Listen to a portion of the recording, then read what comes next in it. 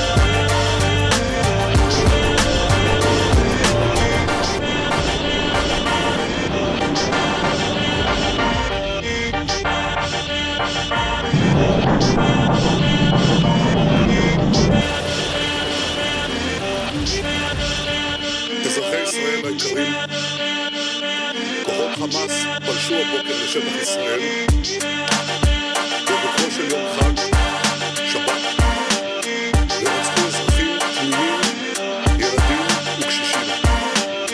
החמאס פתח במלחמה אכזרית ומרושעת. אנחנו ננצח במלחמה הזאת, אבל המחיר כבד מנשוא. צה"ל יפעיל מיד את כל עוצמתו כדי להשמיד את יכולות חמאס. נכה בהם עד חורמה וננקום בעוצמה על היום השחור הזה שהם הוללו למדינת ישראל ולאזרחיה. כפי שאמר ביאליק, נקמת דם ילד קטן עוד לא ברא השטן. את כל המקומות שהחמאס נערך בהם, של עיר הרשע הזאת, כל המקומות שהחמאס מסתתר בהם, פועל בתוכם, נהפוך אותם לאיי חורבות.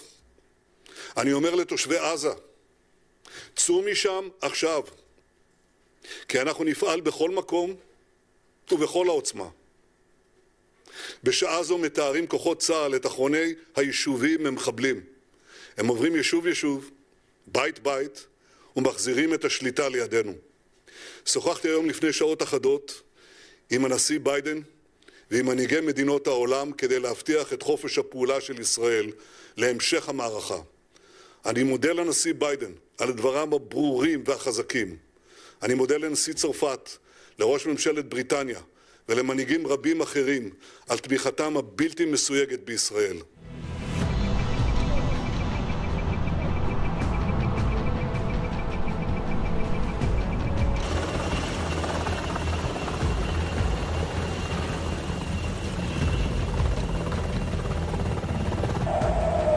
עם הפנים למטה כולם, עם הפנים למטה.